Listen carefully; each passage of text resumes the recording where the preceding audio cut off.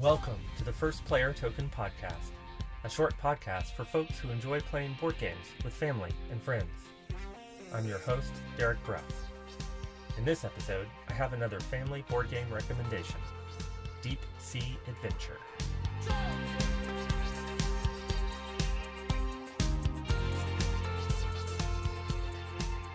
Deep Sea Adventure is a push-your-luck game with colorful components about diving for underwater treasure. It was designed by Jun Sasaki and Goro Sasaki and published in 2014 by Oink Games, a Japanese publisher that specializes in games that come in very small boxes. Seriously, the box for Deep Sea Adventure is small, just over 4 inches by 2 inches by 1 inch. Back in episode 3, I recommended Love Letter, a 16-card game from another Japanese designer. Like Love Letter, Deep Sea Adventure packs a lot of game in a very small package. In Deep Sea Adventure, between 2 and 6 players take on the role of down-on-their-luck treasure hunters. You're in search of treasure at the bottom of the ocean, but you've only got enough funds for 1 submarine. This means that all players share the same oxygen as they dive down, grab treasure, and return to the sub. To set up the game, you lay out a path of face-down treasure chips, starting at the adorable cardboard sub that comes with the game, and leading down into the abyss, or perhaps the edge of your kitchen table. The treasures get more valuable the further down they are, and on your turn, you roll dice to move down the path to get the goods. When you land on a treasure chip, you can pick it up or leave it where it is. You can go down as far as you like and pick up as much treasure as you want, but carrying treasure takes effort. For each piece of treasure your diver has, you subtract 1 from your movement roll, slowing you down. And for each piece of treasure, you use a unit of oxygen. There's only so much oxygen on the sub, and all the players share it. When the oxygen runs out, any player still underwater scores nothing for that round. The rules say that if a player doesn't make it back to the sub before the air runs out, they drop all their treasure. It doesn't specify what happens to your diver, although one can make a reasonable conclusion. In our house, however, we like to say that when this happens, your diver is rescued by some friendly dolphins. This means that everyone makes it back to the sub, with or without their treasure, ready for more treasure hunting in the next round. Deep Sea Adventure is played over 3 rounds, after which the players tally up the treasure they retrieved. The player with the highest treasure value wins. I have a few things to say about why I like this game so much, but first, let's hear from the First Player Token Underwater Exploration correspondent. What do you like about playing Deep Sea Adventure? It involves strategizing, and it involves skill, and so when you're going down into the water, sometimes I like to just go down to the 2s and get 1 treasure at the bottom, and then work my way back up and get a bunch of treasures, and then take away the player's oxygen so they won't make it back up with their big treasure.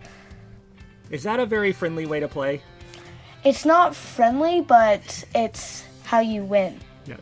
Now, do you like to play Deep Sea Adventure with just a couple of people or with a lot of people? It's more fun with the more people that you have in the game. I think so too. It's a little more unpredictable. And what do you think about the pieces, like this guy?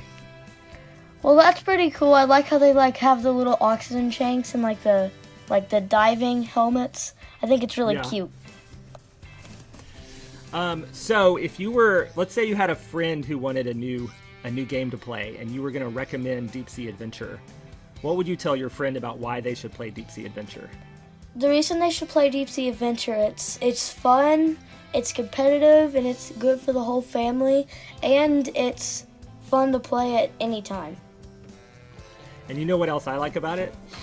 It's super small, so you can take it anywhere, and you can play it on road trips, or at Thanksgiving, or wherever you go. Yeah, you can just put it in your pocket.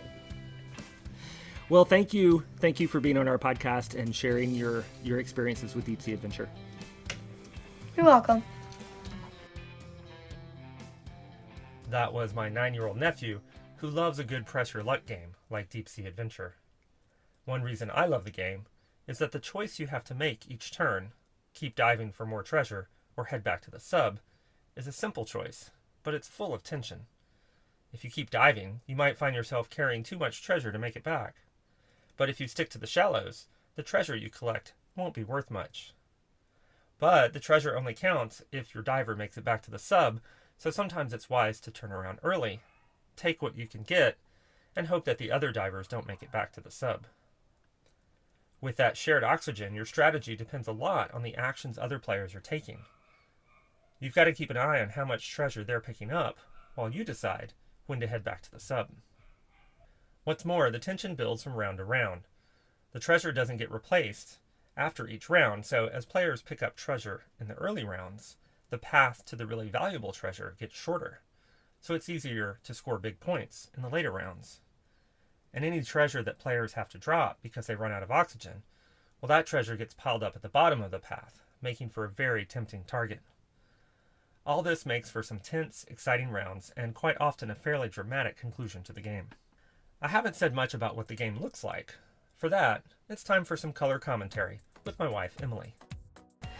I really enjoy the way that the tiles here are used to give you the feeling that you're underwater. Yes. So, first of all, it's not a game board. It's just these little tiles that you sprinkle around in a certain order. And the order happens to be a value scale. What is a value scale? The value scale is when it goes from dark to light. It's not referring to color, it's referring to the darkness or lightness of the color.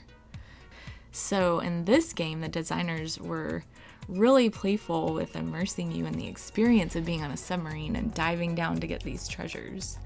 And it's all an analogous color scheme as far as the pieces, because it goes from light blue to dark blue, and it's different shades of teal and this really nice ultramarine, which is really fun for a sea game, you know? Yes. And then when you flip the tiles over to see what your treasure is, it's the color of a treasure.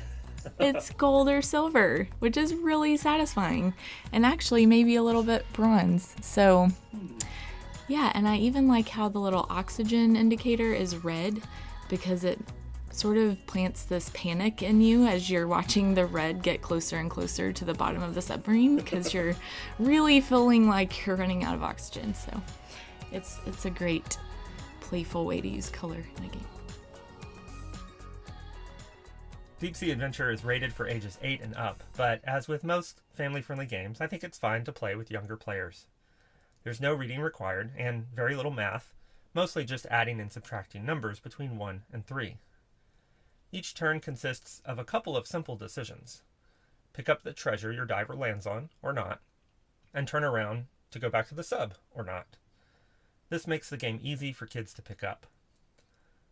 Turns go quickly, and it's wise to pay attention to what other players are doing, so kids won't get bored when it's not their turn.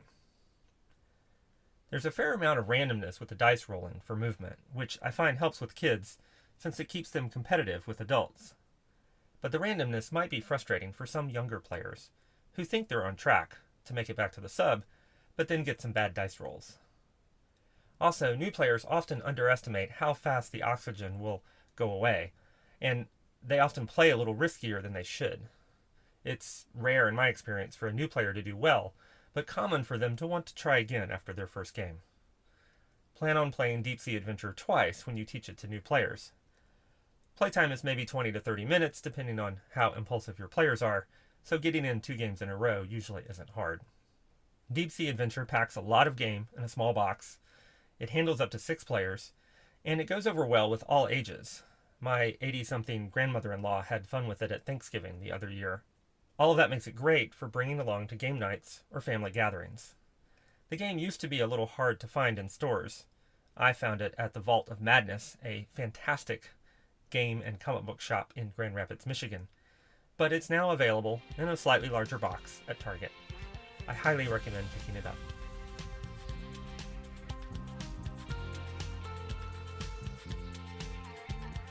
That's it for this episode of the First Player Token Podcast.